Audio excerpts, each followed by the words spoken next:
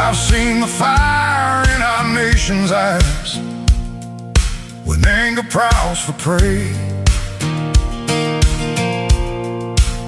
I've heard good people draw their lines and call it holy rage. But the cross was never raised to bless the stones we throw. And if mercy leaves the house, there's something wrong down in the soul. Words ain't bullets, but they can hit the same. And once a heart turns cold enough, it forgets what grace is for. There's no room for hate in America tonight. No room in the home where the children need the light. No room in the heart where the Savior's supposed to stay. If Jesus owns the house, then hatred don't got no place. No room for hate. No room for hate. No room for hate. You can wave a flag above it, you can quote a verse or two, you can dress it up like justice till it almost sounds like truth. But outrage ain't righteous when it changes with the side. And you can't love your neighbor treating them like they're downrange. We're all image bearers, breath of God and dust. And you don't heal a broken land by teaching it not to trust. There's no room for hate in America tonight. No room in the home where the children need the light. No room in the heart where the Savior's supposed to stay. If Jesus owns the house, then hatred don't got no place. No room for hate. No room for hate. No room for hate. Drag it to the cross, lay it in the ground. Let the blood of Jesus turn the whole thing around. Truth can still be spoken, courage still can stand, but rage don't get to rule the soul of a faithful man. There's no room for hate in America tonight. No room in the home where the children need the light. No room in the heart where the Savior's supposed to stay. If Jesus owns the house, then hatred don't got no place. Let revival start where the anger breaks. Where the anger breaks. Let healing rise up where the hurt gives way. No room for hate. No room for hate. No room for hate. No room for hate. Not in Jesus' name. Oh, not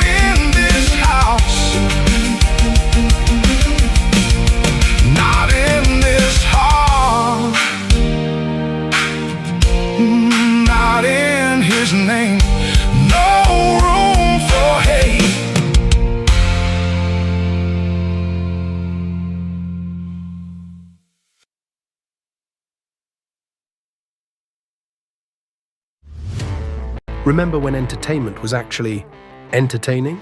When comedy was about being funny, movies were about telling great stories, and you didn't need a political lecture every time you hit play. Great entertainment still exists, it's just getting harder to find. Even the biggest streaming platforms leave audiences disappointed. That's why there's Studio TST, pure entertainment, real comedy, independent films, bold creators, movies, comedy, music, and more, and the home of fearless sketch comedy. That show tonight, entertainment the way you want it. Funny, creative, unapologetic, and agenda-free. Studio TST, the future of entertainment starts here. Join Studio TST today for just $5 a month. Hello, friends. Do you have a moment so that we may discuss our Lord and Savior Minarchy? No, seriously, I'm just kidding. Hi, my name is Rick Robinson. I am the general manager of KLRNradio.com. We are probably the largest independent podcast network that you've never heard of. We have a little bit of everything, and by that, what I mean to tell you is we have news, pop culture, special events, conspiratainment, true crime, mental health shows, drama productions, and pretty much everything in between. So if you're looking for a new podcast home to grab a little bit of everything that you love all in one place, come check us out. You can find us on X under @KLRNradio. You can find us on our Rumble and our YouTube channels under the same names. You can also find us at KLRNradio.com and pretty much every podcast catcher known to man. So again, feel free to come check us out anytime you like at KLRNradio.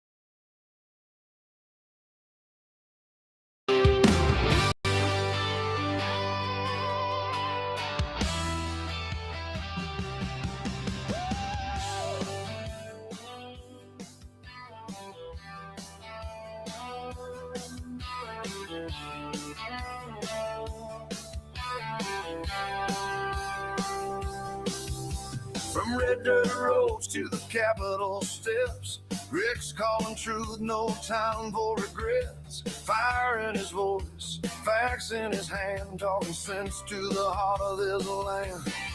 It's the Rick Robinson Show where the truth rides high. No spin, no script, just an eagle in the sky. From D.C. to Tulsa, he's calling it. All right, ladies and gentlemen, welcome into the Oh My God, It's Monday Again edition of the Rick Robinson Show. Sorry for that bit of dead air on some of the feeds. One of my sliders was in the wrong spot. But it is Monday, and yes, we're later than normal. I'm testing out something because we had really good numbers when I was doing the earlier show, and then I moved a little later because prep time was easier, and then the numbers sucked. So I'm seeing if sliding a little bit later helps or not before I decide if I'm going to start kicking myself in the butt and making myself get up early again. Please come pay attention to me at this later time slot so I can be a little bit lazier. Anyway, I work all the time, for those of you who don't know. Welcome into the program again, ladies and gentlemen. My name is Rick Robinson. We are live, and we have a leprechaun sighting in the chat. Hi Z, how's things?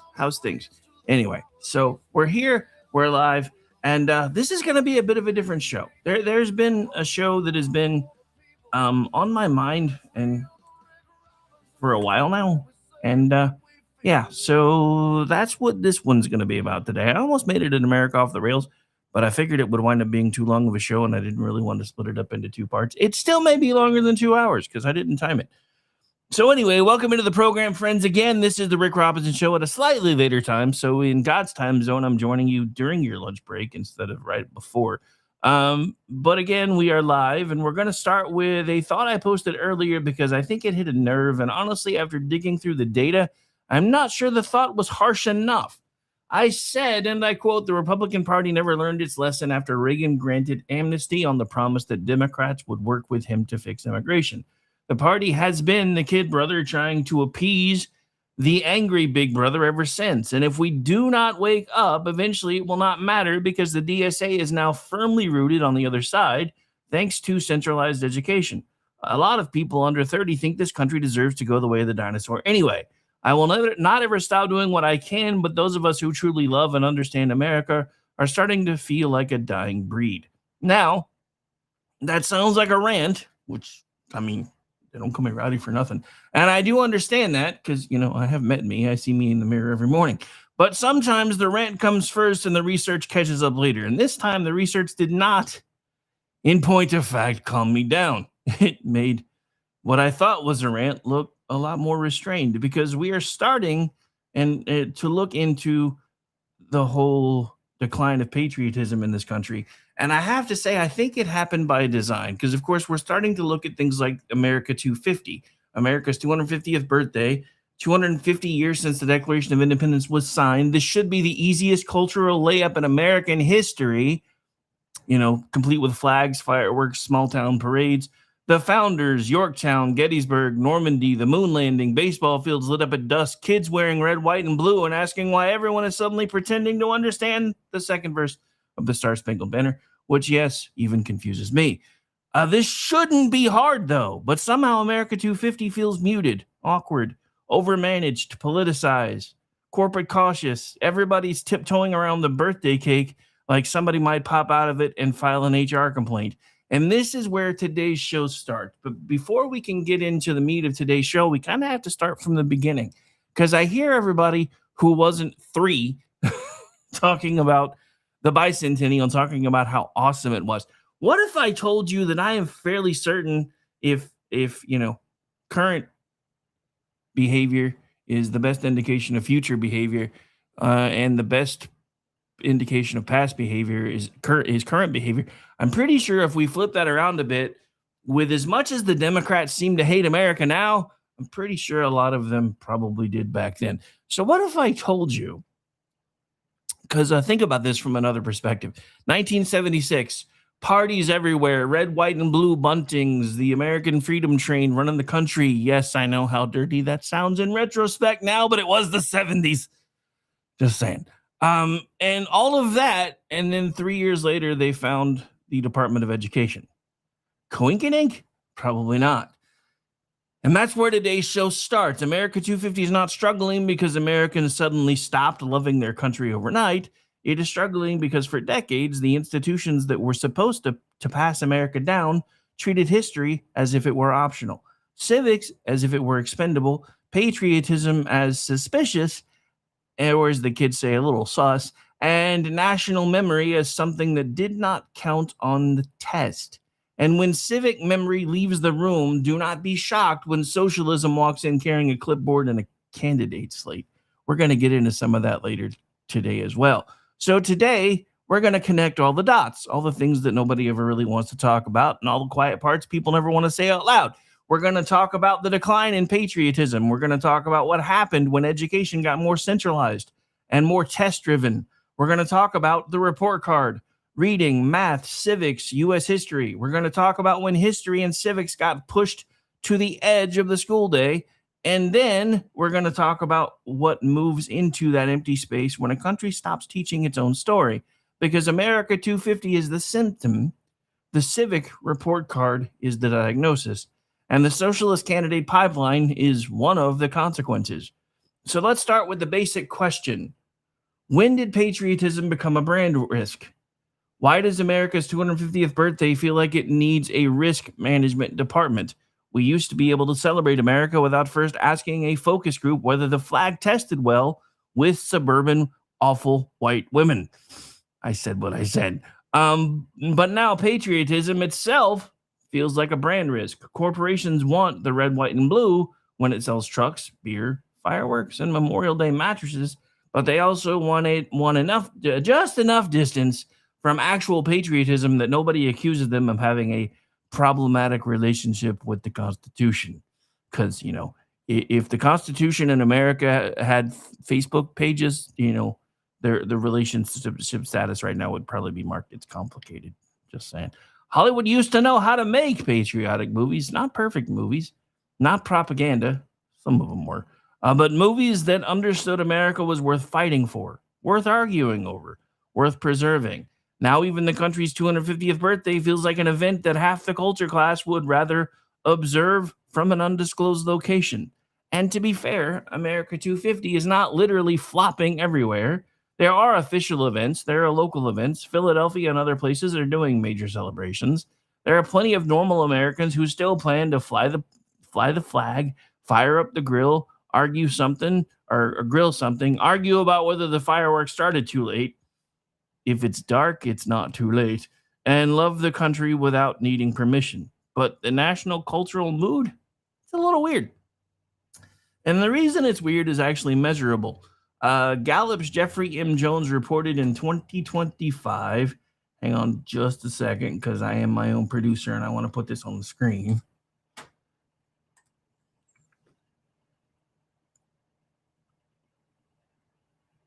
All right, so American pride by party, according to Gallup. Republicans 92%, Independents 53%, Democrats 36%. Oh, I have a troll in the chat. Lucky for you, I don't have time for you today, so you can feel free to either keep ranting or leave. I don't really care, because I have lots of show notes to get through. So let that sink in for just a second. According to Gallup's Jeffrey M. Jones, as reported in 2025, only 58% of U.S. adults said they were extremely or very proud to be American. Gallup called that the lowest level in its trend. So let that sink in. We are heading into America's 250th birthday, and only 58% of adults say they are extremely or very proud to be an American. That's not a marketing problem. That's a national identity problem. And when you break the number down by party, the fracture gets even clearer. Gallup found Republicans at 92%, Independents at 53%, and Democrats at 36%. So pride in America has not disappeared, it is sorted. It has become sorted by party, it's sorted by age, it is sorted by worldview, it is sorted by whether a person sees America as an inheritance to preserve or a system of oppression to dismantle. We went from around 90% after 9/11 to 58% before America's 250th birthday. That's not a branding problem. That's a country forgetting how to tell its own story. And it gets worse when you look at younger Americans. Gallup found that from 2021 to 2025, only 41% of Gen Z adults said they were extremely or very proud to be American, compared with 83% of the silent generation. Now, I do not say that to sneer at young people. Well, maybe a little. Young people did not invent the classrooms they sat in. They did not design the curriculum fights. They did not create the colleges. They did not build the entertainment industry. They did not create the activist pipelines. They did not decide which subjects got squeezed out of the school day. Older generations did that. So the question is not what is wrong with these kids. The question is, what did we fail to hand them? Because if you hand a generation criticism without gratitude, grievance without inheritance, activism without civic memory, and rights without responsibility, do not act shocked when they grow up unsure whether the country is worth preserving. Young people did not fail to inherit America. A lot of them were never properly handed America in the first place. Desiree News tied this directly to the America 250 moment. Their polling with the Hinckley Institute and Morning Consult found that 69% nationally say they are somewhat or very patriotic. That may sound decent at first, but again, we're talking about the 250th anniversary of the country. This ought to be the year patriotism is the easiest sell in America. Instead, even patriotism looks like a divided household budget item. Desiree's numbers show Republicans at 82% patriotic and Democrats at 61%. So even when the wording is broader, somewhat or very patriotic, the split is still there. America's 250th should be a layup. Somehow we turn the country's birthday into another group project where half the class refuses to put its name on the poster. And Pew gave us the next layer. Pew's Research Center asked Americans what makes them proud of their country. The top volunteered answer was freedom, but only 22% named it. 1 in 5 Americans gave a negative or critical response when asked what makes them proud. Democrats and Democratic-leaning independents were much more likely than Republicans to answer negatively. And here's the American 250 gut punch.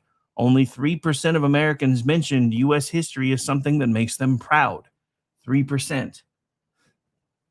The founding fathers and the founding of our nation are turning 250 years old this year in the national imagination, and Pew says only 3% of Americans thought to mention our history as a reason they are proud. That is how you know the fireworks are not the problem. The problem is that people do not know how to celebrate. The problem is that too many people were never taught what the celebration actually means. And that brings us to the biggest crux of the problem, which, believe it or not, happens to be education. All right, so give me just a second here.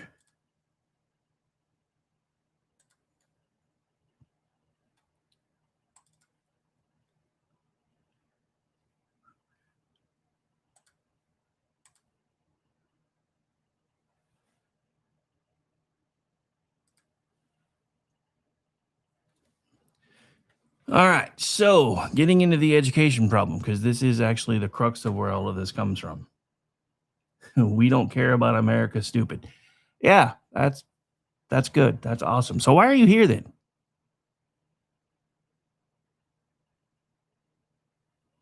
Yeah, well, so does your mom. Okay, yeah. Jimmy, you get to go bye-bye. Had enough of you.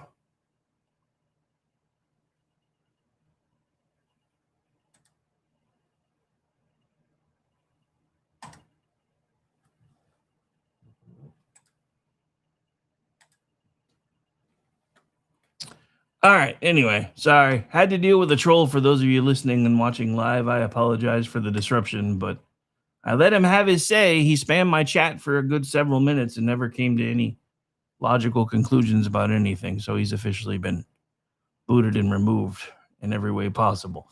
All right. So back to the notes.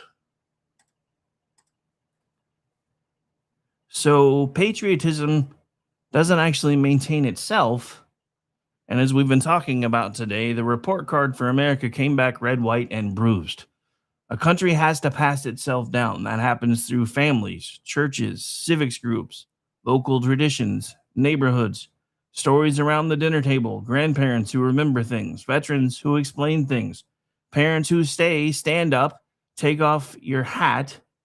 That flag means something. But schooling matters too. For most kids, school is where they first encounter America as more than just a place where they happen to live.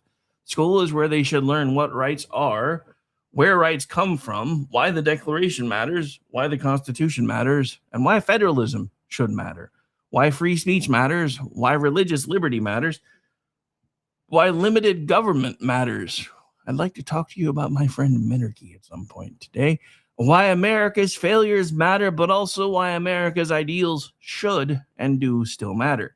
And if the school system teaches America mainly as a list of sins, failures, hypocrisies, and systems of oppression, students may learn criticism, but they may never learn gratitude.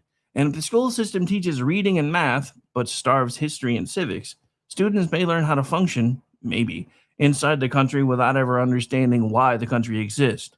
A republic cannot survive on consumers alone. It needs citizens.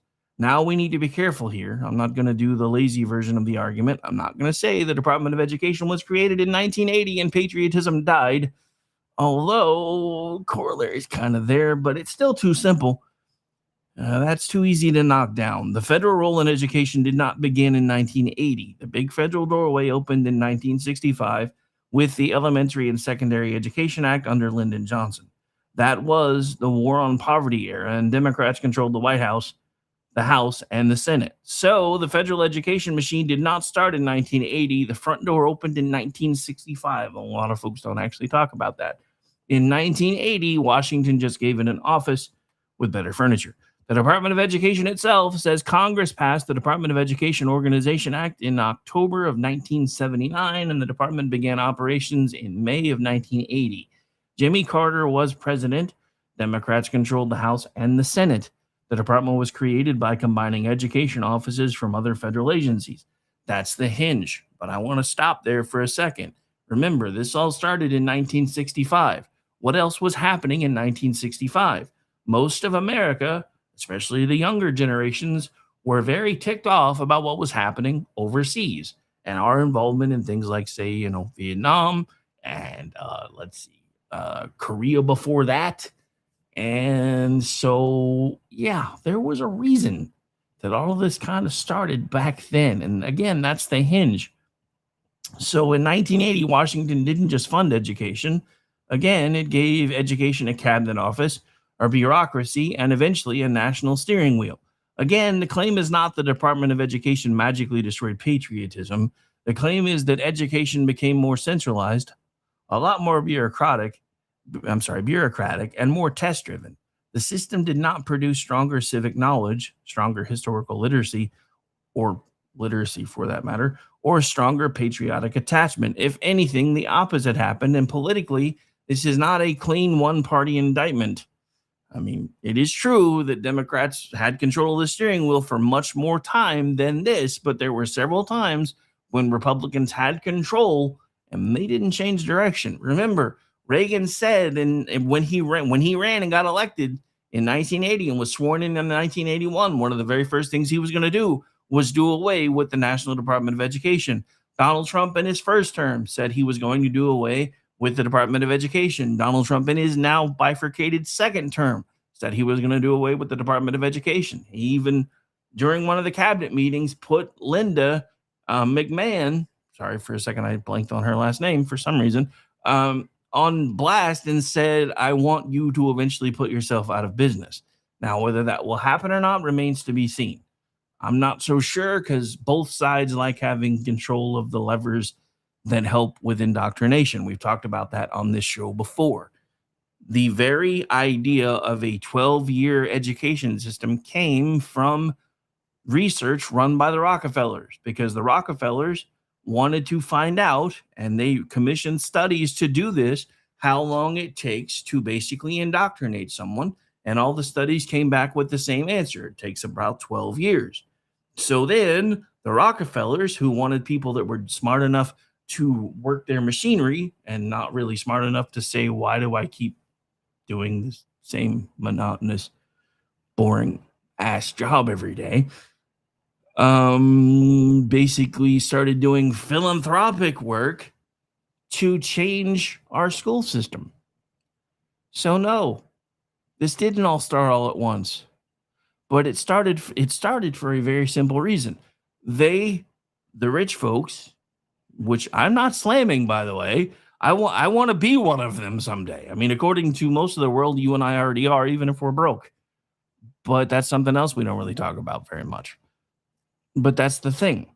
The rich folk, mainly the Rockefellers, who also started the idea of this whole scarcity thing when it came to fossil fuels, which aren't actually fossil fuels, started the process to have not education, but indoctrination. And that started in the early 1900s. So as this has continued, the opposite has continued to happen. So again, this isn't a clean one-party indictment because each side has had control of it and neither has done anything really that much different. Democrats built much of the federal education architecture. Republicans helped install the testing machinery. Obama-era Democrats added the grant money leash, and now both parties are standing in the wreckage arguing over who left the stove on. Here's the quick timeline. In 1965, Lyndon Johnson and a Democratic Congress opened the major federal K-12 funding doorway with the Elementary and Secondary Education Act. In 1979 and 1980, Jimmy Carter and a Democratic Congress created the cabinet-level Department of Education. In 1994, Bill Clinton and a Democratic Congress pushed the standards and accountability model further with goals 2000 and the Improving America Schools Act. Then in 2001 and 2002, George W. Bush led No Child Left Behind, which got perverted into pass them no matter what. Republicans controlled the White House and the House Democrats controlled the Senate after Jim Jeffords switched, and the No Child Left Behind passed with overwhelming bipartisan support. That is where Republicans helped build the federal scorecard they later blamed for narrowing the game. Then under Barack Obama, Race to the Top used federal grant leverage to push state reforms and align standards. Washington learned it did not have to command every state. It could put money on the table and call the leash an incentive. So if we're being honest, this was a bipartisan march towards the centralization of the American education system. Different fingerprints, same direction, which is also a recurring theme of this show. The establishment, which is both sides, want us going the same direction. The only difference is one side of the establishment, the Democratic side, wants us to get there on the equivalent of a bullet train, hoping we get there so fast that you don't notice. The Republican side of the establishment wants to get us there on a handcar, hoping to move us so slowly that by the time we get there, you've fallen asleep and you didn't notice. And sadly, both plans are kind of working. So, again, if we're being honest, this was a bipartisan march towards centralization. I know that was a lot of policy plumbing, so let me put it this way. We built the machine. Now let's look at what the actual machine has produced. The report card is underwhelming at best and devastating where it matters most for America 250. NAEP long-term trend data shows that age 9 reading was ranked 215 in 280 and is 215 in 2022, otherwise known as flat. Age 13 reading was 258th in 1980 and 256th in 2023, slightly down. Age 17 reading was 285 in 1980 and 287 in 2020, again, basically flat. Now, it doesn't have a lot of pandemic era data because they're afraid to release those numbers. After 40 years of national reform, national standards, national testing, national money, and national bureaucracy, fourth grade age reading is right back where it was when Reagan was running against Carter. Math is a little more complicated, as it probably should be, and we need to be honest about that. Math is not a clean 40-year collapse. Age 9 math actually improved from 219th in 1978 to 234th in 2022. Age 13 math went from 264th in 1978 to 271st in 271. I guess that's out of every maybe that's out of every 1,000 students. I should have double checked those numbers. In 2023, that's age 17. And age 17 math went from 300 in 1978 to 306. So yes, there were in fact math gains, but recent trends are bad. Age 9 math dropped from 244 in 2020 to 234 in 2022. And I'm going to double check those numbers when we go to break in a second, because we're actually past time for break anyway. So I'm going to figure out where those numbers, where we pulled those numbers from, because my notes aren't very clear on that. But we are going to take a quick break, and I'm going to double check some of this math, because, you know, as I just pointed out, math is actually kind of complicated. But my name's Rick Robinson. This is my show. We'll be back in just a minute. They tried to quench the fire, drown it all in chains, tried to break our will and wash away our names. But every spark they buried only fed the flame. Now the cry of freedom's roaring through the rain. Hear the cry of freedom on the winds of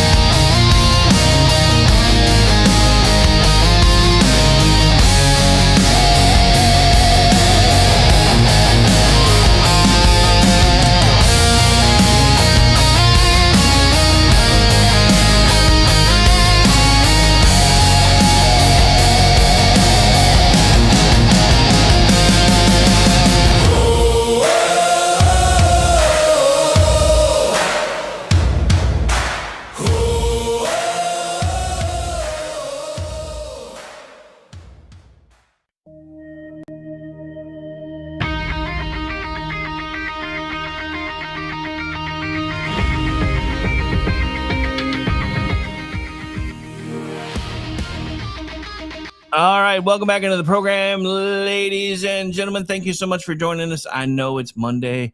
I know we're doing math on a Monday, which if my programming director friend is listening, he's going to be mad about because we usually reserve math for Sundays. But I did find my point of confusion because I left something important off the notes. So all of those numbers that I am giving you is out of a possible score of 500, which is the scale that the groups use. So that's why I was like, wait a minute, if things are going up, then it's obviously not the percentile ranking, which is how the notes originally made me think. So yeah, I had to do some checking while we were on break, but we're back.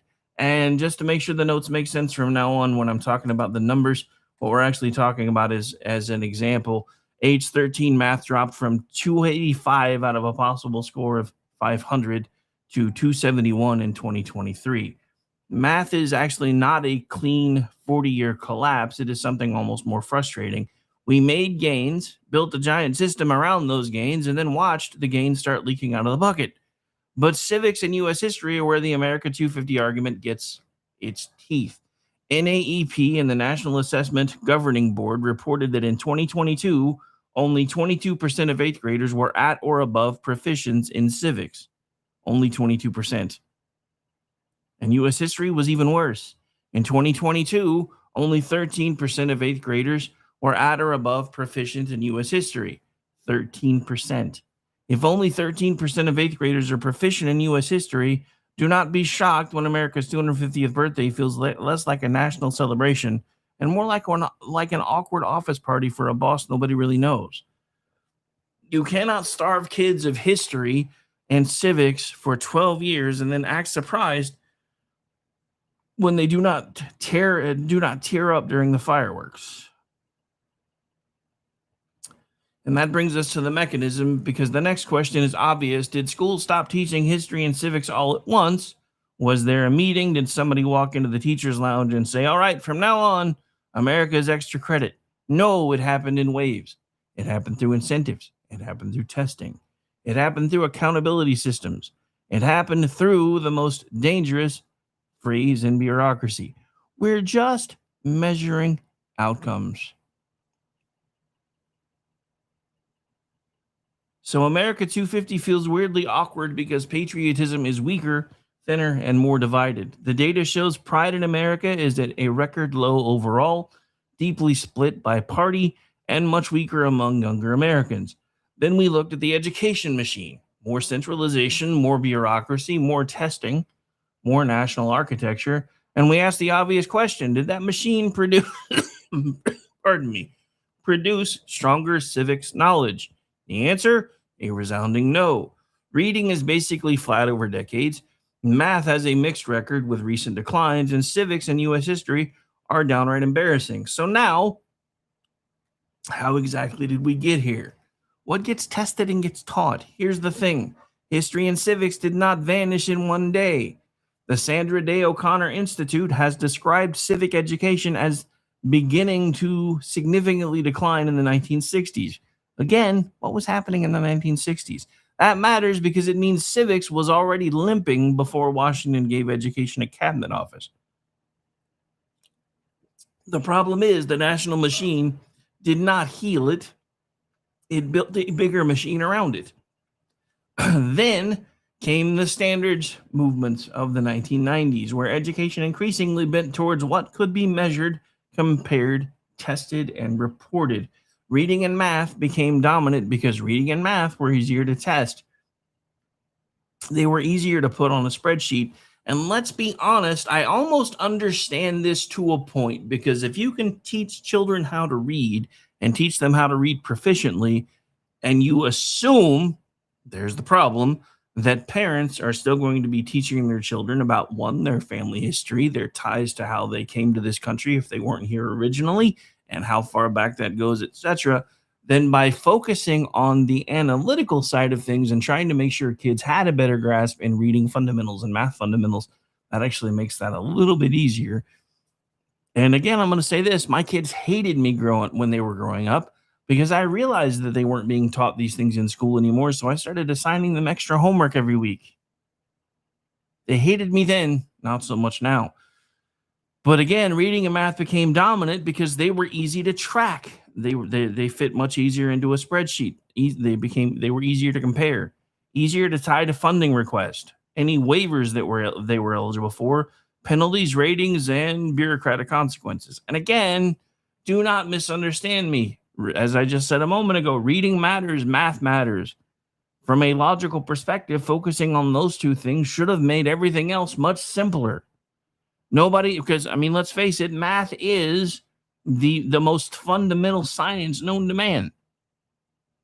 And you can't really understand much of anything else, like the other sciences, without reading.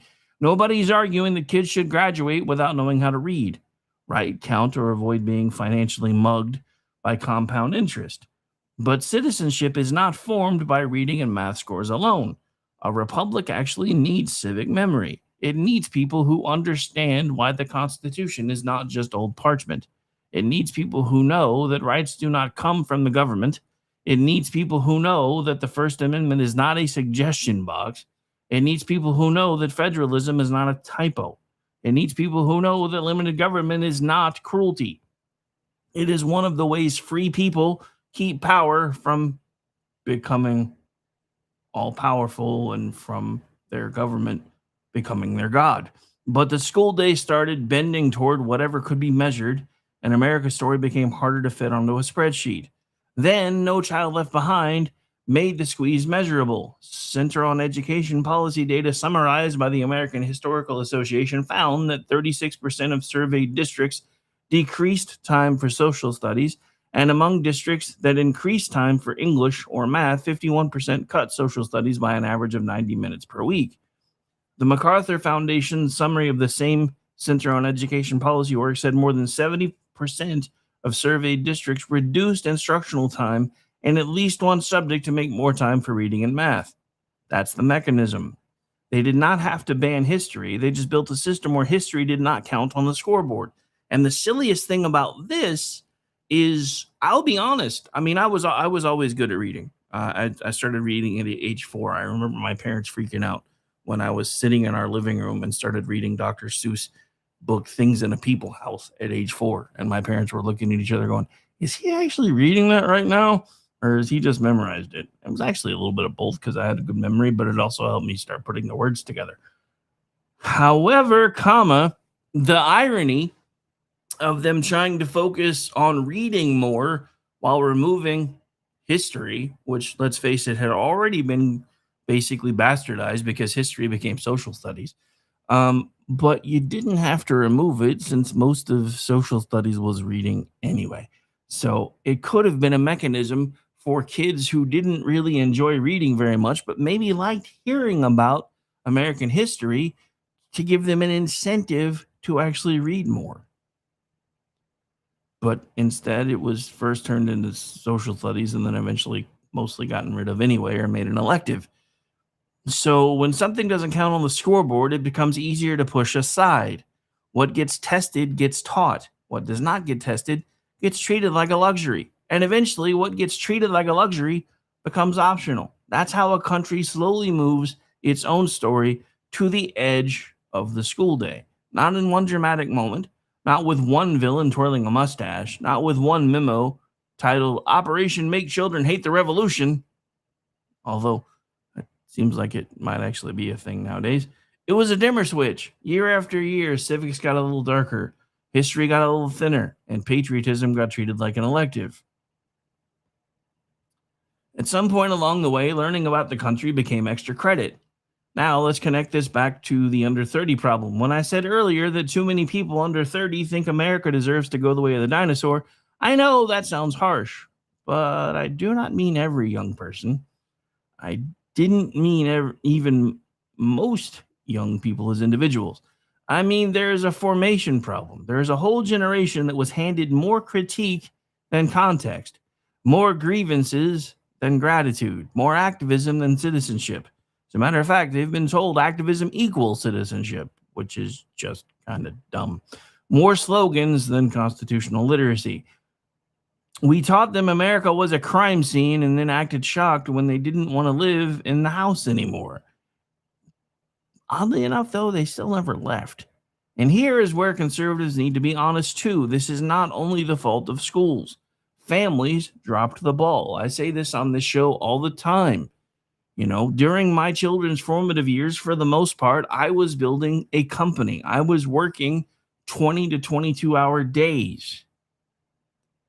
So I wasn't always there. Yes, we showed up to the parent-teacher conferences. Yes, we went to the PTA meetings. Yes, I even gave them extra homework. But I wasn't always as engaged as I should have been. And it's why some of this stuff even got past me until roughly 2009, 2010, when I realized that the man, even though he hadn't been elected yet, his policies or his projected policies were already starting to damage the economy. So again, churches dropped the ball. Civic groups declined. Local newspapers disappear. Social media ate everybody's attention span for lunch. Entertainment turned patriotism into a punchline. University radicalized the teachers, who then trained the next teachers, who were radicalized even further. But schools are still central because schools are where a society formalizes what it thinks and what it thinks the next generation needs to know. And apparently for too long, we decided that America itself could wait. We decided history could wait. We decided civics could wait. We decided our national story could wait. And now America 250 is here, standing at the door, asking if anybody remembers why this particular day matters as much as it should. And this is why the next point that we're about to get into matters, because when a country stops teaching its own story, somebody else teaches a replacement story. And in comes groups like the Democratic Socialists of America. When you do not explain ordered liberty, somebody sells revolution instead. When you do not teach constitutional limits, somebody else promises unlimited governance. When you do not teach gratitude for inherited freedom, somebody else teaches contempt for inherited guilt. The DSA did not have to defeat American civics. It just had to show up after American civics had already left the room. Now, in the second hour, we're going to talk about that pipeline. We're going to talk about DSA-backed, DSA-endorsed, and socialist-aligned candidates, the broader activist ecosystem, and why this is not just a few campus radicals handing out flyers by the student union. This is organized, it is intentional, it is electoral, and it is showing up in Democratic primaries. And then we're going to talk about the Republican failure to understand the difference between a policy debate and an institutional fight, because the GOP kept thinking it was negotiating over policy. The left understood it was fighting over formation. And this takes us back to one of the points that I made in the post that I was talking about at the open of the show. The Republican Party was formed to fix a major grievance in this country, at least if you buy the modern historical narrative. Now, I will say this: history is not always accurate. History is framed by the winners. Yes, slavery was the biggest push point to drag the North into the Civil War, but slavery was actually already on its way out the door because of the Industrial Revolution. So this actually became more of a fight over states' rights than anybody's willing to admit. This is part of the reason why the party switch idea has taken root so much, because we've been the ones screaming and yelling about states' rights for about as long as I've been in politics. And that was the battle cry of the Democrats at the time, who were all Southerners. And that's why they say, well, there obviously was a party switch, but there really wasn't. That we just started to understand that states' rights really do matter, because what happened was, and this was key to the changes post-Civil War, we went from calling ourselves these United States of America, which were basically a loose conglomeration of separate countries, which is where the word State Department comes from, who came together for three common purposes, to a more centralized government. So the centralization process started even well before 1965. It actually was a byproduct of the Civil War, because post-Civil War in the Reconstruction era, I almost said Reagan, Lincoln looked at everything and said, hey, this can't ever happen again. So we need to strengthen the centralization of our nation. And that was done by changing one word. We stopped referring to ourselves as these United States of America and became the United States of America. Now, as far as the grievance class, there's another thing that needs to be discussed because it isn't being taught in history. We are told white men were evil. We came to this continent and we did terrible things. But that's not really true. We came to the continent, we settled, and we actually tried to get along with the indigenous people. The problem started happening when the chiefs, who you might as well say were the conservatives of the time because they were trying to conserve their way of life, became concerned because Christianity was starting to make inroads with the native population, which I refuse to call indigenous because we were all nomads once upon a time. So indigenous is just kind of granted, it's a long-term lie, but it's still a lie. But the truth of it is, the chiefs were pissed because the concept of love thy neighbor didn't really go so well with their favorite idea of, murder thine enemy and rape thine women for fun. Yeah, those two things didn't go together. So part of the problem that we have is we have people who don't understand history trying to talk about history. And I've said this, I said this the other day, and this is part of the problem. I am of two minds of the information age. Insert Gemini joke here. I get it. But because it's given me the freedom to do this and to be able to write for a living and all the other things that I do to make money now, but it also has created a lot of folks who put out clickbait BS as if it's tied to some sort of a Pulitzer Prize winning masthead. Yeah. To that I say caveat lector, which is let the reader beware for those of you who don't speak Latin. But the rest of it's kind of bad because we've gone from the beginning of it was the 24-hour, 7-day-a-week news cycle because there always had to be something to fill the space. There always had to be something to fill the space. And it didn't matter what it was. And if you got it wrong and you had to do a retraction later, cool, whatever. But it's when the idea of news for the sake of news became a for-profit kind of thing. And that was also very long running in the making, but kind of culminated with the whole Watergate thing. Because news people figured out they could be celebrities too. And woof, we kind of went just really, really south from there. All right, so we are back around to top of the hour. We're going to take the top of the hour break. When we come back, again, we're going to talk about Republican failure to understand the difference between a policy debate and an institutional fight. Because the Democrats have known that for a long time, and they made it very clear when they stabbed Ronald Reagan in the back after he granted amnesty and said, yeah, fix this, and then we'll help you fix the rest. Yeah, that didn't happen. Anyway, my name's Rick Robinson. This is my show. We'll be back. Stay tuned.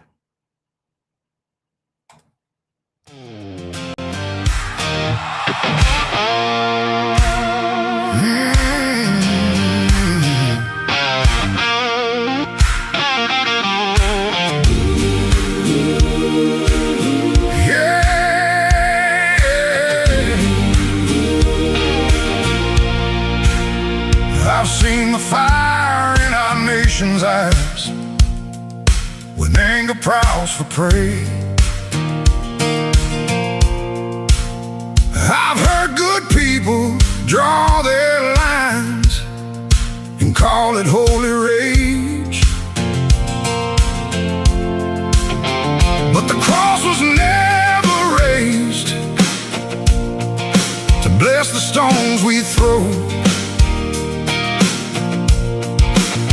And if mercy leaves the house, there's something wrong down in the soul. Words ain't bullets, but they can hit the same.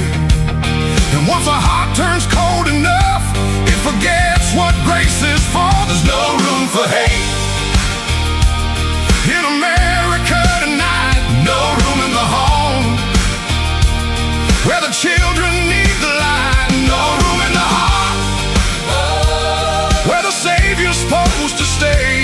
If Jesus owns the house, then hatred don't got no place. No room for hate.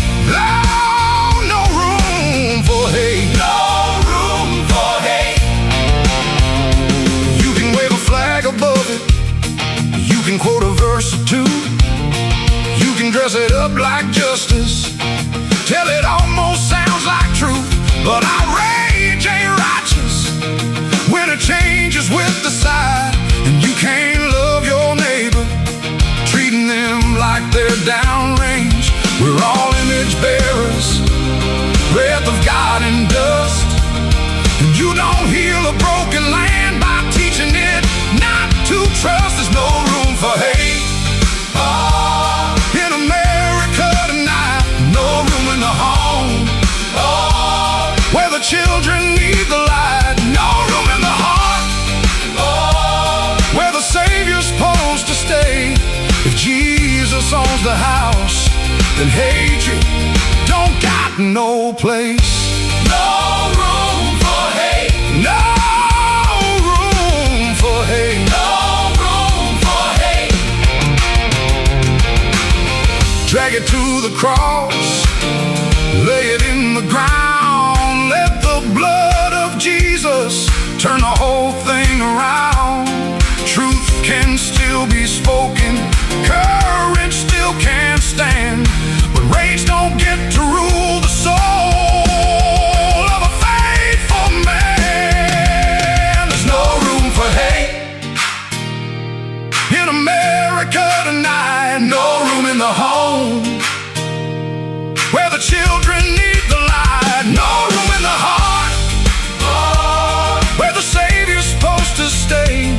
If Jesus owns the house, then hatred don't got no place. Let revival start. Oh, Where the anger breaks. where the anger breaks. Let healing rise up. Oh, Where the hurt gives way. no room for hate. No room for hate. No, no room for hate. No room for hate. Not in Jesus' name. Oh, not in this house. Not in this heart. Not in His name. No room for hate.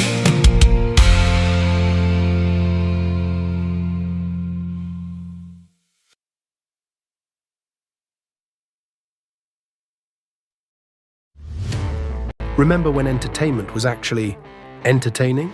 When comedy was about being funny, movies were about telling great stories, and you didn't need a political lecture every time you hit play.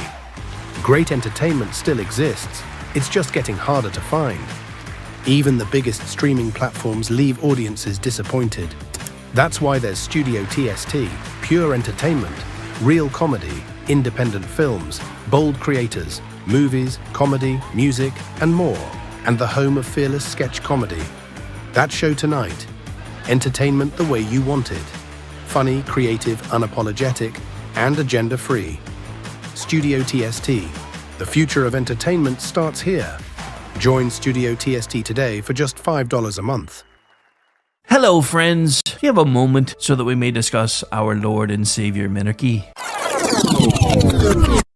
No, seriously, I'm just kidding. Hi, my name's Rick Robinson. I am the general manager of KLRNradio.com. We are probably the largest independent podcast network that you've never heard of. We have a little bit of everything, and by that, what I mean to tell you is we have news, pop culture, special events, conspiratainment, true crime, mental health shows, drama productions, and pretty much everything in between. So if you're looking for a new podcast home to grab a little bit of everything that you love all in one place, come check us out. You can find us on X under @KLRNradio. You can find us on our Rumble and our YouTube channels under the same names. You can also find us at KLRNradio.com and pretty much every podcast catcher known to man. So again, feel free to come check us out anytime you like at KLRNradio.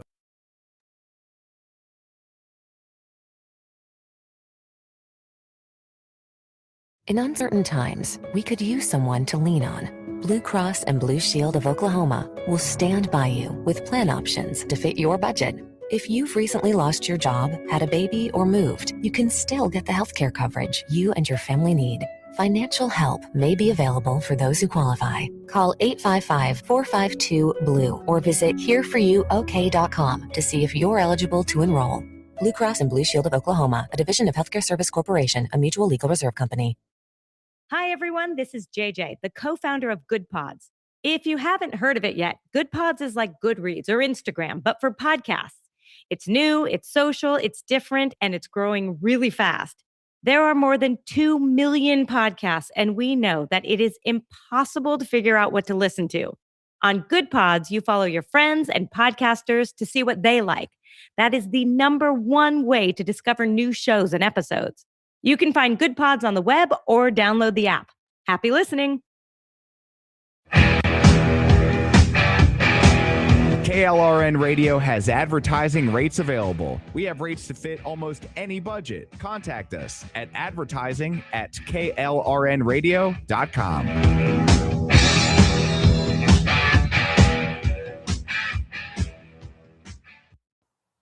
The following program contains coarse language and adult themes. Listener discretion is advised.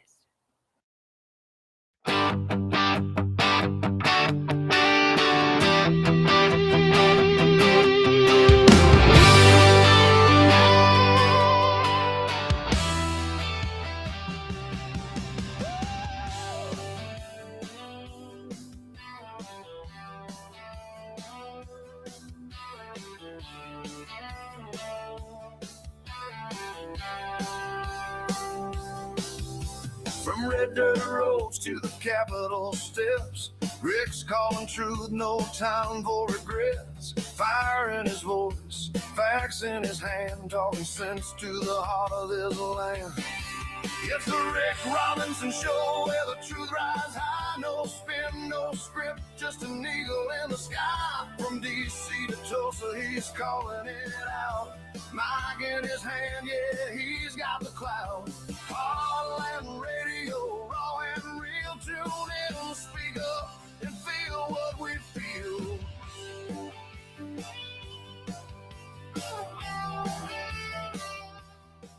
He's breaking down the noise. I know.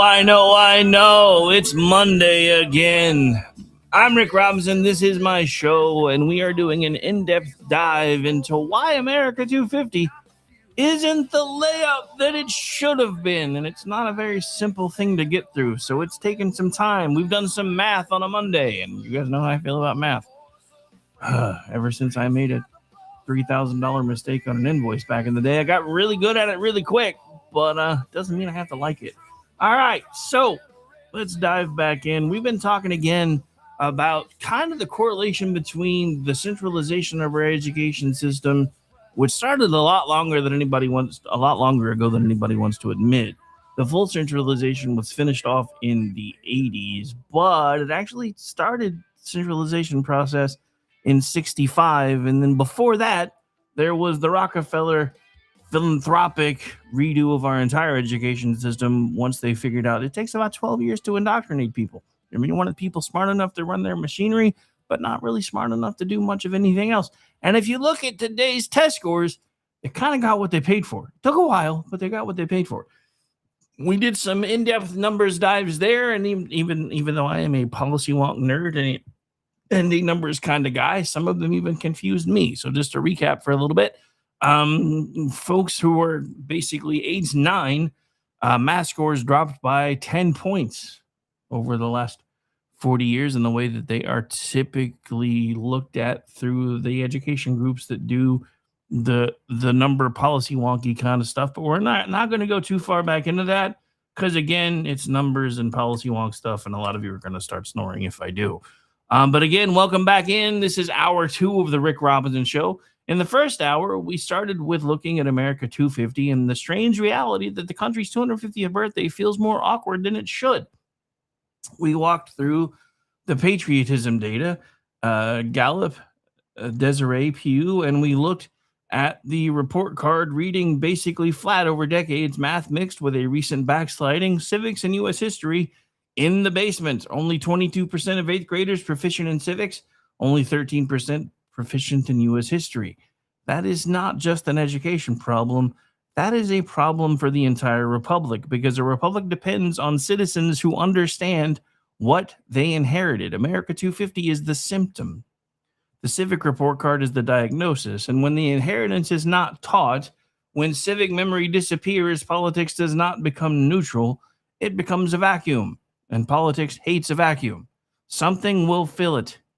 And now we talk about what's begun to fill it. Because when civics memory leaves, socialism moves in. The Democratic Socialists of America is no longer just a weird campus label with flyers, tote bags, and a guy named Skyler.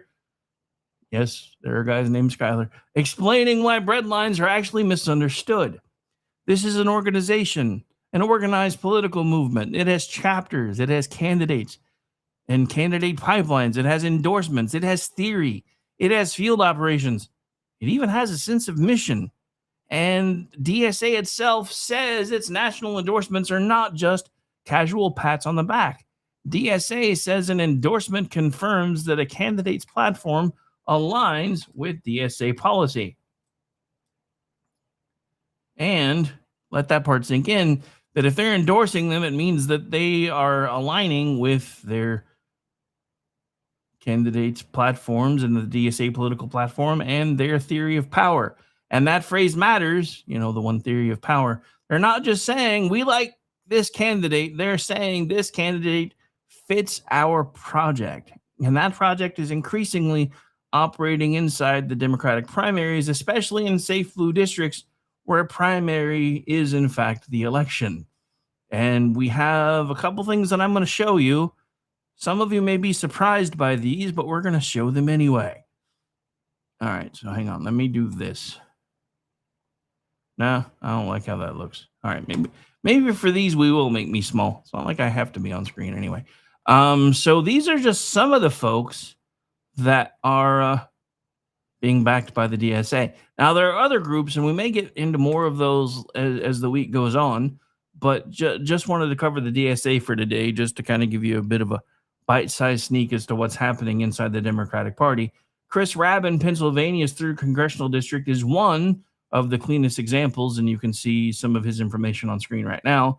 The Working Families Party said it joined Justice Democrats, 1 PA and Philadelphia DSA, to coalesce around Rabb in the PA 03 primary.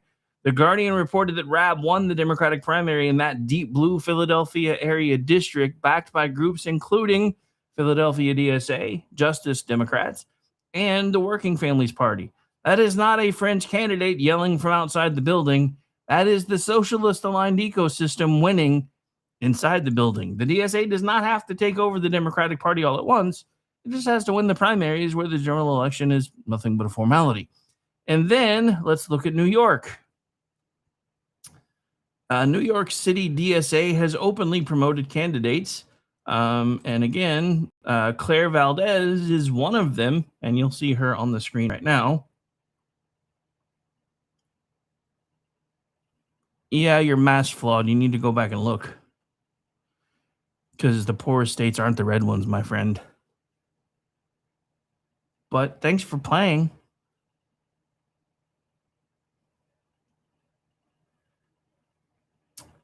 All right, anyway. Sorry, I'm going to go back to my notes now. I don't feel like dealing with the chat today. So the New York City DSA has openly promoted candidates like Claire Valdez and Dariazi Avila Chavalar. I'm probably butchering the hell out of that name, but I don't really care. Reporting has identified Valdez as a DSA member and Mamdani ally running for Congress in New York's 7th District.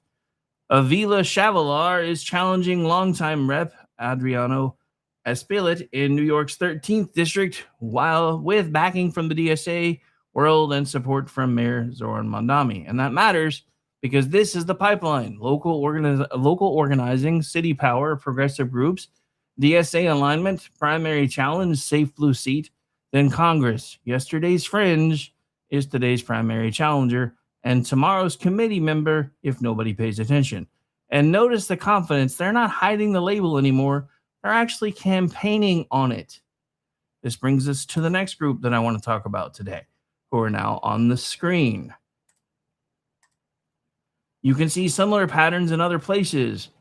Malat Kiros has been identified in Colorado, reporting as a Democratic Socialist challenger to Diana Degatti. Cori Bush is attempting a comeback with St. Louis DSA support. Janine Lewis George is endorsed by Metro DC DSA in the DC mayoral race. And I'm not done yet, because there's another group that we're going to be talking about. And this, like I said, this is just the tip of the iceberg for the onslaught of Democratic Socialist candidates.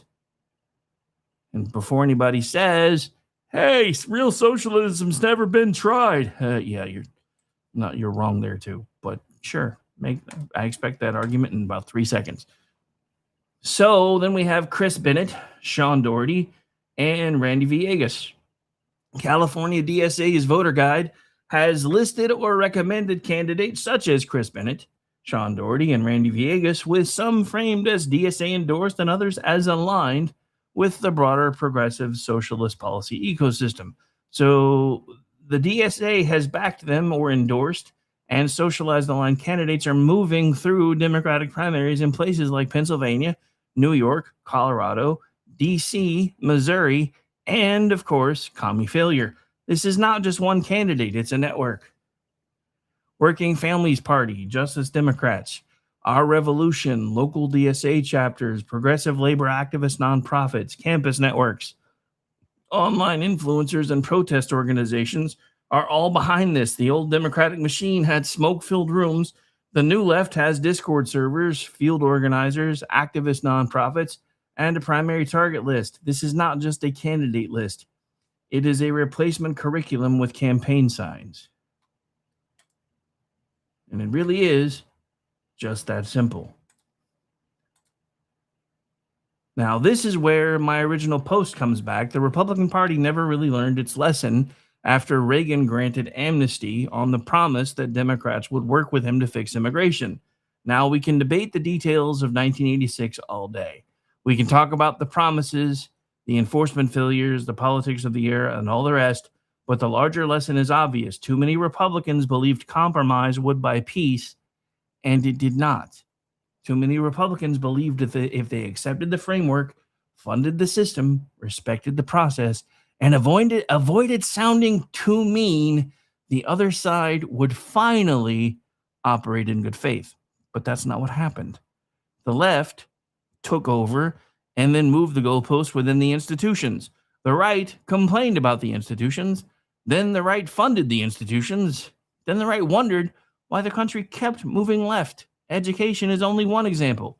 Immigration is another. Then we have the media. Universities are another. Corporate culture is another. Everybody talks about why are college degrees so important in the culture of corporations today, because 98% of corporate culture revolves around the same ideas being preached by the DSA. Therefore, if you have a degree from a university that also aligns pretty much 98% with the policies and procedures of the DSA, then you're more likely to fit in within corporate culture.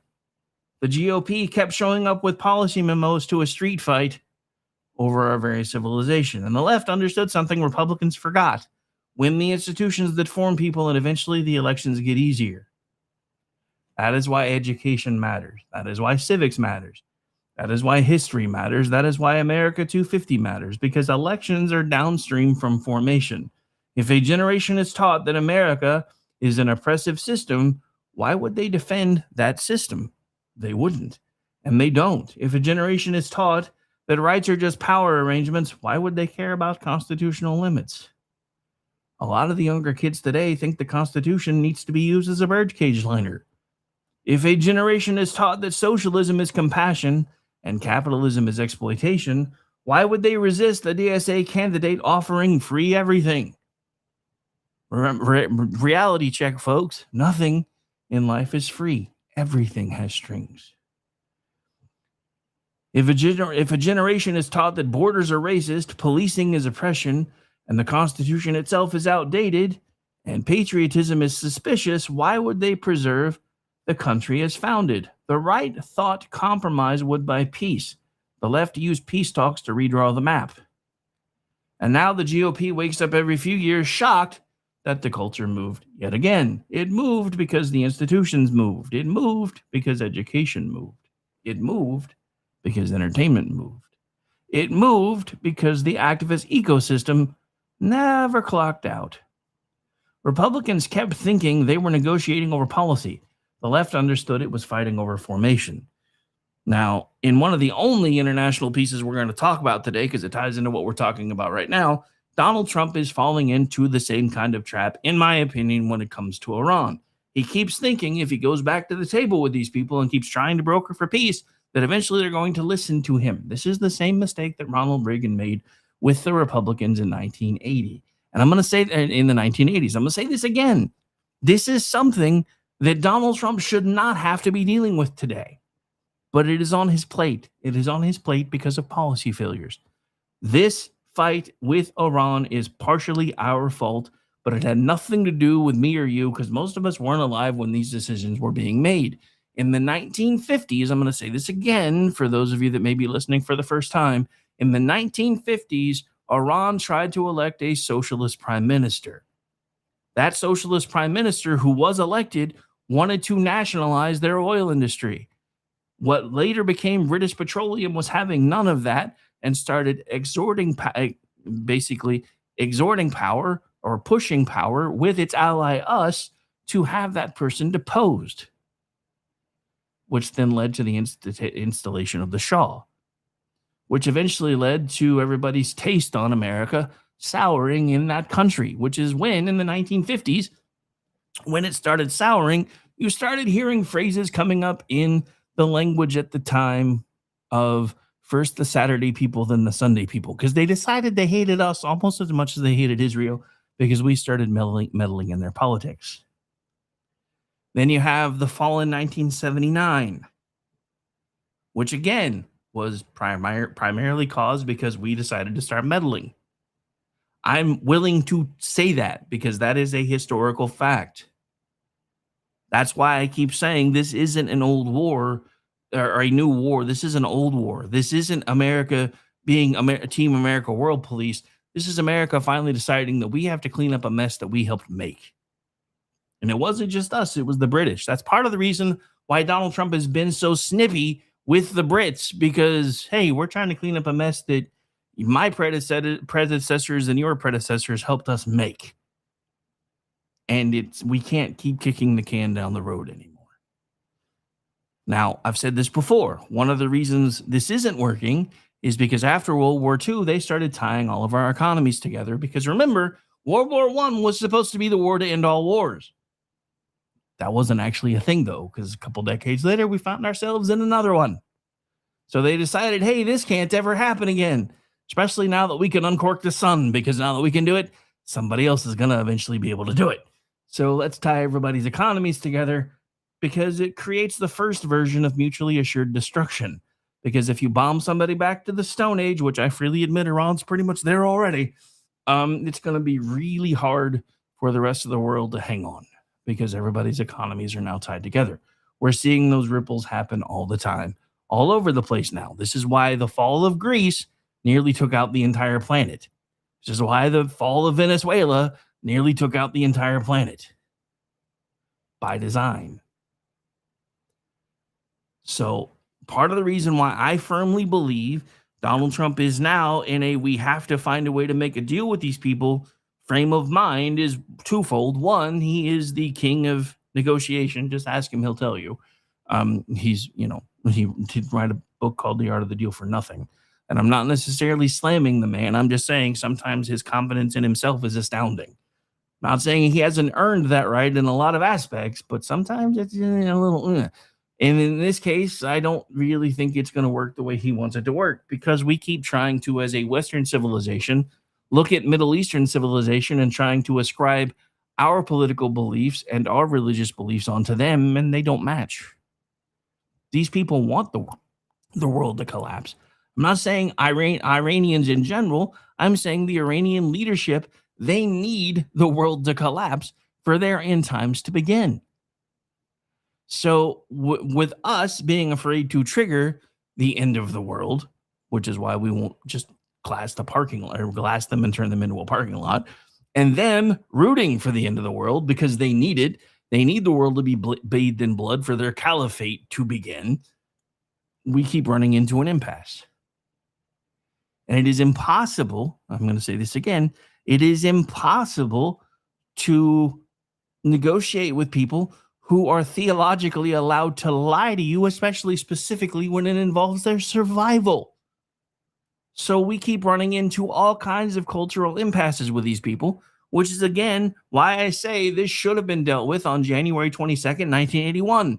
We should have just got rid of them then, because by then we were still dealing with a 31-year-old problem-ish that became an even bigger problem 2 years before. But we didn't. It would have been so much easier to take out this little uprising if we had just done it. But we couldn't because Russia was a lot stronger back then, because back then it was the USSR. So I'm not saying there weren't geopolitical reasons why we couldn't do the things that we didn't do back then. I'm just saying, with hindsight being what it is, uprooting the Iranian regime that is in place now would have been a lot easier back then, all things being equal. But it also probably would have led to everybody glowing in the dark. So I perfectly understand why we couldn't do it then. The problem is now we can't really undo it without risking destabilizing the entire planetary economy, because everybody's economies are now tied together. So we find ourselves in a lovely, lovely, lovely catch-22. All right, we're going to go ahead and take the final break of the show. And when we come back, I want to make one careful accuracy stop because this matters. We're going back to the actual topic for today. There are DSA-backed candidates. There are socialist-aligned candidate pipelines. And there are foreign influence concerns about parts of the far-left activist ecosystem. Those are related warning lights, but they're not the same claim. And if we get sloppy, they will use the sloppiness to dismiss the truth. So when we come back, we're going to keep the line straight, the light bright, and then we're going to bring it home to America 250, education, and what conservatives actually have to rebuild. This is the Rick Robinson Show. We'll be back after this musical interruption. Stay tuned, ladies and gentlemen. They tried to quench the fire, drown it all in chains, tried to break our will and wash away our names. But every spark they buried only fed the flame. Now the cry of freedom's roaring through the rain. Hear the cry of freedom on the winds of change. Every voice united, breaking every chain.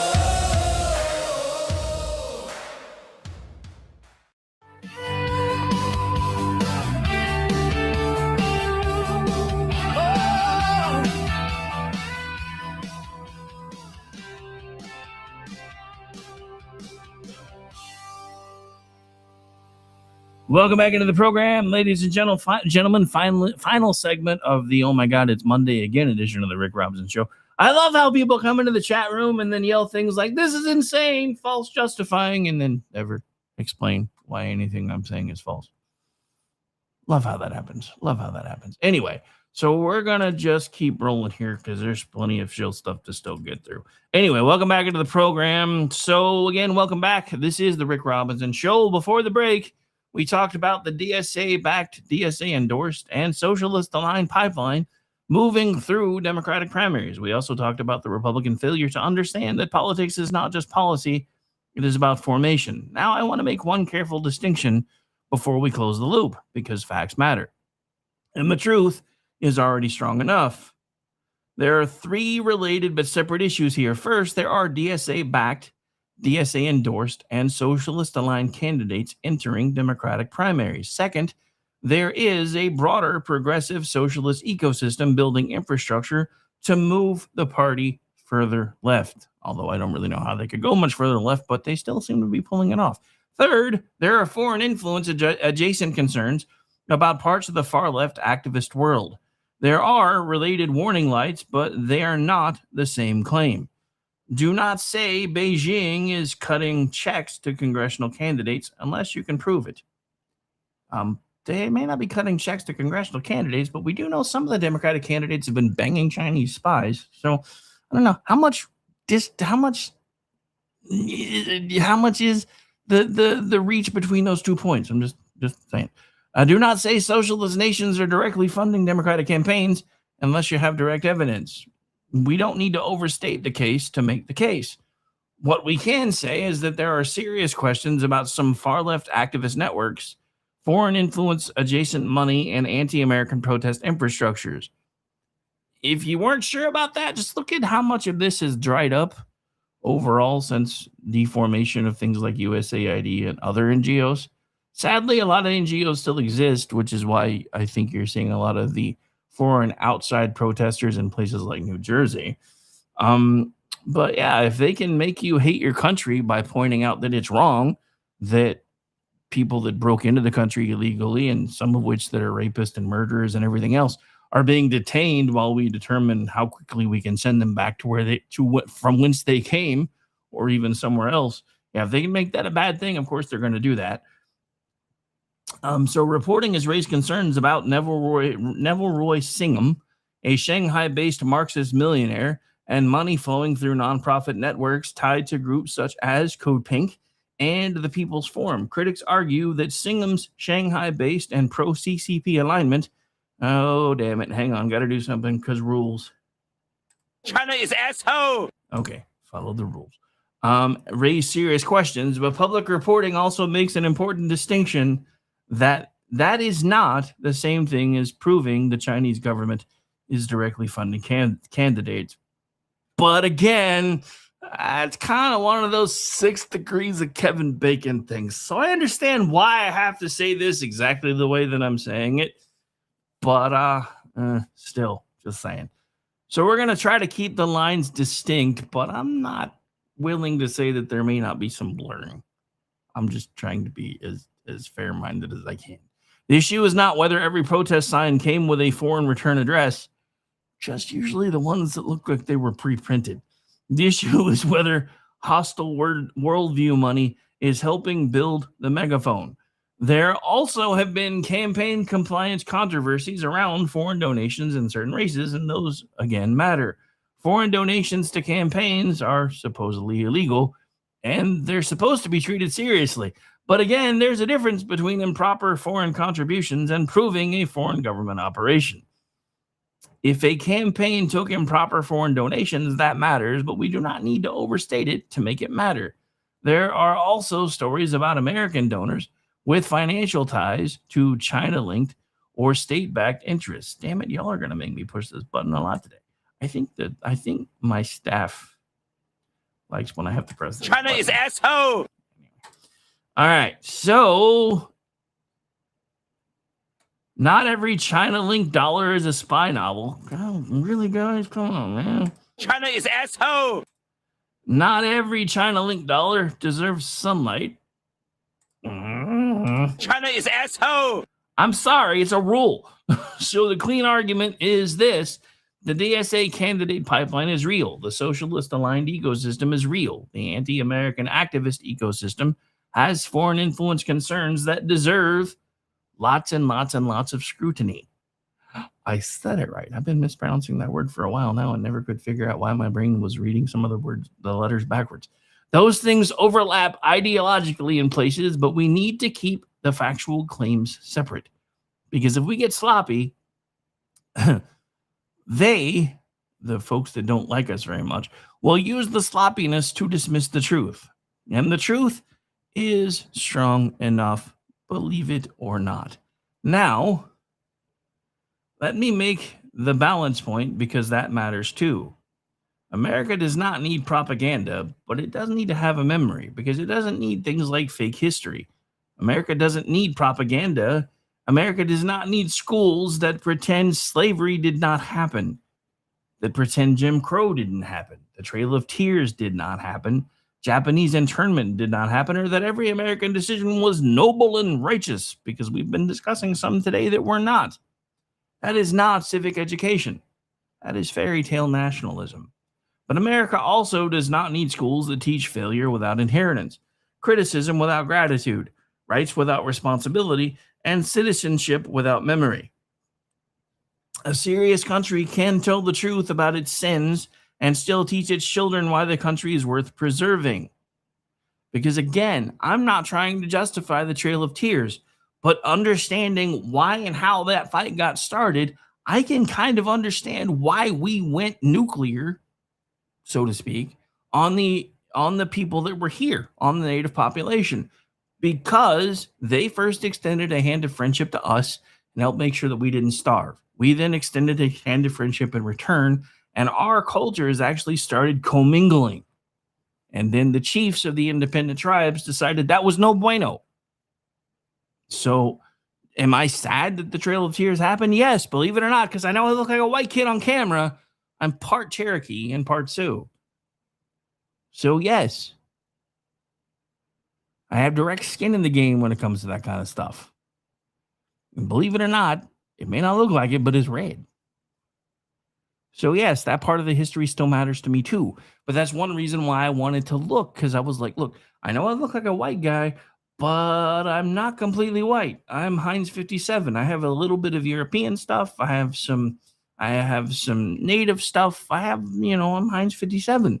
So I needed to understand the history of it, because for the longest time, when it first came to my attention, because I've said this before, but I was really confused as a kid, because we used to have to bring these little cards home where basically your parents filled it out and they checked what nationality belonged to you back when it was, white, Negro, Asian, Indian. It was pretty much the only four choices, and that's how they were worded back then. I remember because I had given it to my parents, and I had gone to my room to get ready to go play outside, and I was coming back to the living room, and they were sitting at the kitchen table, and they were arguing with each other about what box to check. And I'm looking at my arm going, why are they arguing about checking the white box or not? And I remember my dad saying, I don't want anyone in the government to know that a kid of mine or even myself is part native, because again, this was the 70s. I'm not claiming our country was perfect. He looks white. We're going to tell the world he's white, even though he's probably got enough native in him to get some benefits. Although it turns out I didn't, because even though I do have enough percentage, because, it was taboo for folks to get put on the rolls back then, my paternal great-grandmother and my maternal great-great-grandmother, neither one ever put themselves on the rolls, or anyone that came after them. So it wouldn't matter anyway. But that's why I started studying the history of it. And that's when I found out that it isn't as clear cut as they were trying to make it with, first, second, third, and fourth grade history class. Because they were sanitizing a lot of things.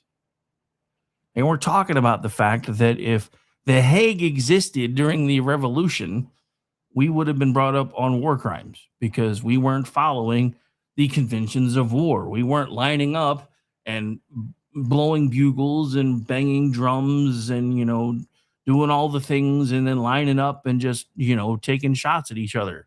We didn't do that during the revolution because we knew we couldn't beat them that way. So we used guerrilla tactics over and over and over again. We did it again in the War of 1812. So again, I'm not saying our country is perfect. But what I'm saying is we made a lot of things better. We were the birthplace for modern Western civilization, whether anybody really wants to admit it or not.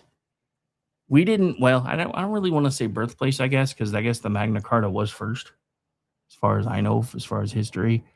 But we may not have birthed it, but we damn sure perfected freedom. And now our own freedoms are being used to destroy us from within. And again, I'm not saying we can't talk about the serious stuff. I'm asking why we stopped talking about the serious stuff. Why we started letting things like the 1619 Project take hold. Because that's not accurate. Why we started talking about how police departments were actually originally formed as slave catchers. That's not correct either. Hell, in New York City, the first police officers were former slaves themselves. They were Irish. That's another thing. Yes, I know. I look white. And it's summertime, so I'm starting to tan a little bit. But you can still see lots of freckles. You know why? Because I'm part Irish.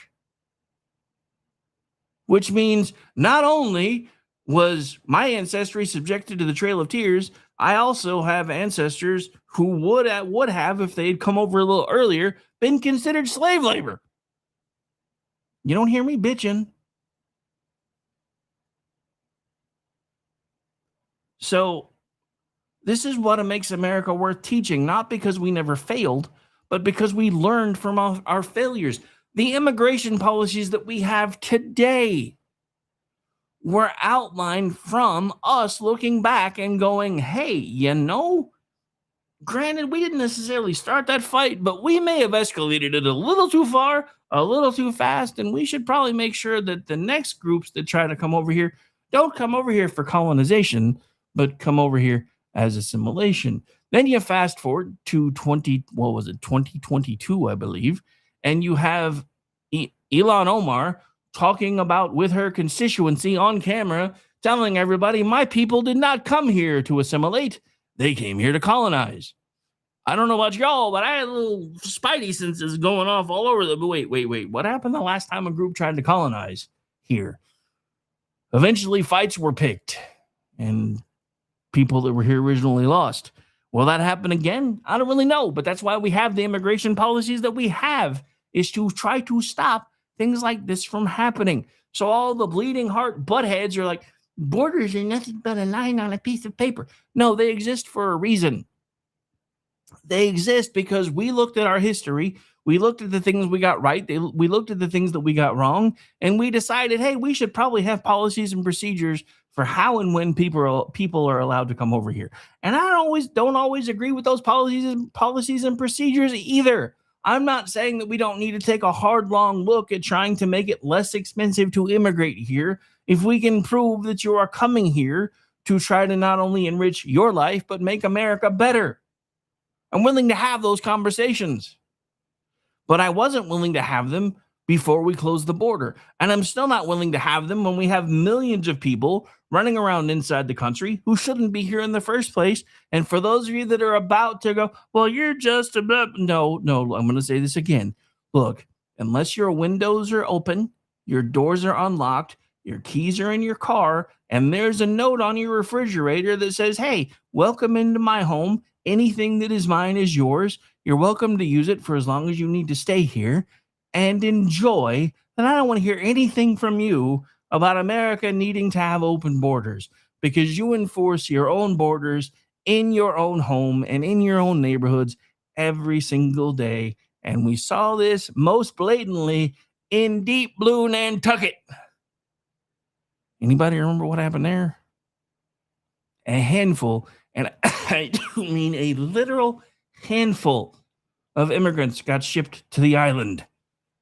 And they did photo ops and they did feedings, and they said, hey, we got our 5 minutes out of this. Y'all got to go. And then they shipped them off to a military base on a bus. So, yeah, y'all can just suck it. So, again, what makes America worth teaching isn't the fact that we failed, but it's because our founding ideas gave future generations the tools to challenge those actual failures. That is the part too many students never hear. They hear the indictment, but not the inheritance. They hear the failures, but not the correction. They hear the guilt, but not the grace. They hear the sins, but not the striving. They hear America described as a crime scene, but not as a country that has spent 250 years arguing, bleeding, correcting, expanding, and sometimes dying to make its promises more real. And if America 250 feels awkward, maybe the problem is not the fireworks. Maybe the problem is that too many people were never taught what the fireworks actually stand for. And this is why I will not stop doing what I can. Never. I know sometimes it feels like those of us who truly love and understand America are a dying breed, but dying breeds do not have to go quietly. They can teach. They can speak. They can run for office. They can organize. They can build. And most of all, if nothing else, they can vote. And even taking all of that out of the equation, they can raise children and grandchildren who know the story. They can support schools that teach truth with gratitude. They can challenge politicians who keep funding systems that they claim to oppose. They can stop apologizing for loving the country. The answer is not despair. The answer is reconstruction. Rebuild civic education locally. Put history back in the center of the school day. Demand curriculum transparency. If you have to make it happen, and you can, run for local school boards. I say this all the time. Well, national politics is sexy. It's where the money is. It's how I get paid most of the time. But where the real sausage gets made and where it matters most is local, and going all the way down to the school board. It can be the school board. It can be city council. It can be mayor. Those are where real policy that affects everyday people get made all the time. Because no matter what, as much as I rail about the federal government and everything else, there are safeguards in place that make the turning of the ship very, very slow. But this is also another reason that people like me get very frustrated, because the Democrats have been in charge more often than they have not. So they get credit for all the times the economy looks good, when in reality, it's a lot of the policies that they rail against that start correcting the ship. But because it didn't happen fast enough, and we have the attention span of gnats and have had for quite some time, we go, we tried, y'all didn't get enough done, we're going to give the reins back to the other side. And then the economy turns around because of the work that was done before them, but they get all the credit. And it's just dumb. I mean, Barack Obama was able to blame George W. Bush for the economy for 6 out of 8 years of his presidency. But Donald Trump was supposed to turn it around in a day. I will admit, some of that was his own fault, because he was saying things that were hyperbolic, and not realizing that some people don't really grasp hyperbole anymore. And I get that too. Especially the left, when they can use it as a weapon. Which, according to them, they're the only ones who understand hyperbole, unless the other side uses it, and then everything's literal. Just saying. So again, run for school boards. Support teachers who still believe America is worth teaching. Teach your own kids and grandkids the story, even if the system won't. Stop letting the people who dislike America be the only ones explaining America to your children. America 250 shouldn't be a funeral pyre for patriotism. It should be a wake-up call. The question is whether we still have enough civic memory left to hear the alarm. All right, well, we're coming to the end of the show today, so let's bring this all home. We started with America 250. 250 years after the Declaration, the country should be preparing for a celebration that feels natural and shared. Instead, it feels awkward, cautious, and divided. Then we looked at the patriotism data. Again, according to Gallup, only 58% of U.S. adults are extremely or very proud to be American, a record low in its trend with Republicans at 92%. So I would like to point out patriotism is not a Republican problem. I'm surprised. I'll be honest. I expected it to be probably around 99, but I'll take 92. Independents at 53%, and Democrats 36%. Desiree News found patriotism declining ahead of the 250th anniversary with major partisan and generational splits. Pew found Americans no longer even share the same sources of national pride, and only 3% named U.S. history as something that makes them proud. Then we looked at education. The federal education doorway opened in 1965. The Department of Education began operating in 1980. Standards and accountability expanded in the 1990s. No Child Left Behind intensified the testing regime after 2002. Race to the Top used grant leverage under Obama. Democrats built much of the federal education house. Republicans helped install the testing machinery. Obama-era Democrats added the grant money leash, and now both parties are standing in the wreckage, arguing over who left the stove on. And then we looked at the report card. Reading is basically flat from 1980 benchmark. Math has some long-term gains, but serious recent declines. Civics and U.S. history are the gut punch. Only 22% of 8th graders are proficient in civics, and only 13% are proficient in U.S. history.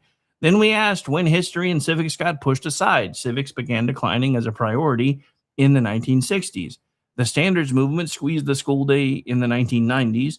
No Child Left Behind accelerated the squeeze after 2002 because what gets tested gets taught, and what does not get tested gets treated like a luxury. Which is another reason why if you have kids in school today, you realize that a lot of things you and I took for granted, like wood shop and metal shop and all those things, don't really exist very much anymore. And then we looked at the consequences. When civic memory leaves, socialism moved in, because as we all know, everything in nature abhors a vacuum. Politics is no different.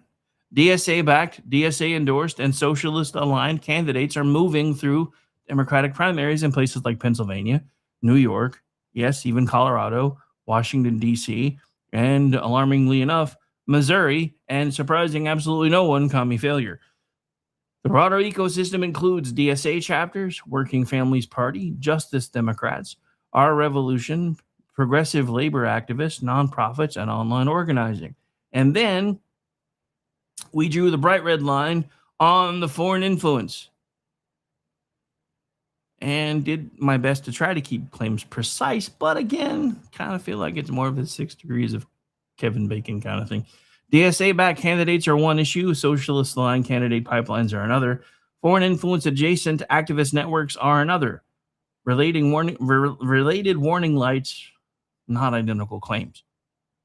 And accuracy matters, and did my best to try to stay accurate because the truth is already strong enough. So here's my final thought. America doesn't need propaganda. It needs memory. America doesn't need children taught fairy tales. America needs children taught the truth, the whole truth, including the failures, the corrections, the ideals, the sacrifices, and all of those things that turned into the American inheritance. Because a country that cannot explain itself cannot defend itself. A country that cannot teach its young why it matters cannot and should not be shocked when they decide it doesn't. And a country that treats civics as extra credit will eventually be governed by people who never learned the assignment because they didn't take the class. We did not stop teaching America all at once. We just slowly moved it to the edge of the school day until the country itself became extra credit. America 250 is not the problem. It is the mirror. And if we do not like what we see in that mirror, then it's time to stop asking why patriotism is not cool anymore and start rebuilding the institutions that teach people why America is worth loving in the first place. That's where we start the process to land the plane today. But before I close everything out, I want to remind everybody that in 1976, the economy was a million times worse than it is today. In 1976, we had one of the most unpopular, around that time, we had the most unpopular presidency of all time. in 1976.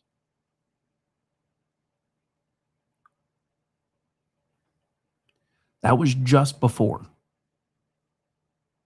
Jimmy Carter. Just before. If I'm doing the math right, because it would have been, 70... Yeah, 77 to 81. But we're talking about around the same time that there were gas lines and everything else starting to happen, we still had the bicentennial celebrations everywhere. I've talked to people who weren't 3 years old who remember the flags everywhere, the red, white, and blue bunting everywhere, the local events, the national events everywhere. And now we've got a president trying to reignite those kind of things, but getting pushback from the same people who were fine appearing with Barack Obama, but not him. If you're going to draw one line, you have to draw the other. I will say this before we get ready to close things out. I saw the president, who I do agree with, probably about 80-20, if I'm being honest. There are things that I disagree with him on, and for those of you who know my history, in 2016, I didn't vote for him. I was terrified to vote for him. But once he started flying the plane and I realized the things that he was doing were actually working, I decided maybe to give him a chance, just like I did with Obama before him and everybody before them. And yeah, so I will say this. I saw him post that since everybody's canceling, he's talking about turning the America 250 event in DC into a rally. I think that's the wrong approach. I think you need to extend invitations to groups that aren't afraid to stand up for America and have them come round it out instead of making the event about you. Because, Mr. President, I have come to respect you, but not everything has to be about you. This is about America. This is about our 250th birthday. And if Carter had done this, half the country probably wouldn't have shown up then either. Or I guess it wouldn't have been Carter. Wasn't it Ford before Carter, I think? I don't know. Like I said, I was only 3 in 76. So, but I do have firsthand memory of, I think, probably being 4 or 5 years old and waiting in gas lines. That was fun. My parents drove a red Maverick at the time. For those of you who don't remember what those cars were, kind of like a Gremlin, a little bit. Remember those? With a little hatchback, and I used to climb in the back while we were waiting in the gas line and pretend I was Starbuck in Battlestar Galactica. Yeah. Always been a sci-fi nerd, never hid that fact. All right, folks, that's going to do it for this one. My name is Rick Robinson. This is my show. Now, today, I'm going to be honest, I woke up with a not-so-friendly tummy, which is why we started an hour later. However, we've had pretty phenomenal numbers for starting an hour later. So we're going to test this again on Wednesday, and then I may make a permanent move. Yeah. Anyway, again, want to thank everybody for taking the time to hang out with me today. Even those of you who came into my chat to ridicule me and then make false claims about how red states are the poorer states. Yeah, let's talk about the salt tax. Let's talk about the salt tax. Yes, exactly.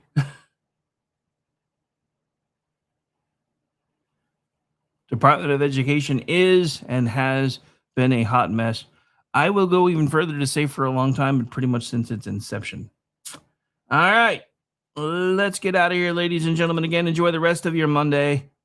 Even you haters, thank you for inflating my numbers. Bye, everybody.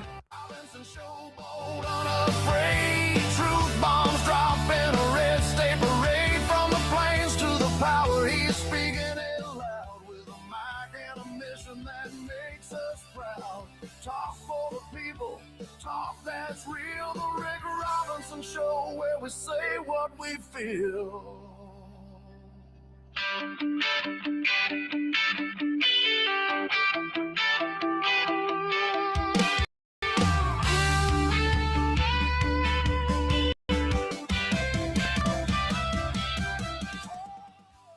Say goodnight, Gracie.